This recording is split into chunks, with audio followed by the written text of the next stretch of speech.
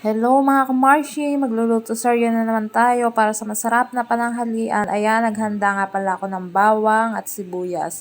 May pamagic pa ako. Ayan, nagisa na nga pala ako ng bawang at pagkayari ng bawang sinunod ko na rin ang sibuyas. Ayan yata ba akong nagbo-voice over, may maingay na background. Andito nga't natutulog ang aking asawa at naghihilik pa. Charot, ayan nga. Pagkayari kong iluto ng bawang at sibuyas na golden brown, sinunod ko na nga rin pala ilagay ang pusit. At pagkalagay ko nga ng pusit, hindi ko napansin na mayroon palang isa pang buo na hindi ko nahiwa. Kaya ang ginawa ko, hiniwa ko muna. Pinakuluan ko nga pala to at pagkaring kumulo, nilagyan ko na nga ng suka at toyo. Nagdagdag ako ng toyo dyan. Siyempre, naglagay rin ako ng laurel, paminta, yung iba pang pampalasa. Nakadepende naman sa inyo mga kamarshi kung ganong karami ang ilalagay nyong pampalasa. Nasa inyo naman yan. Naglagay rin ako ng asukal.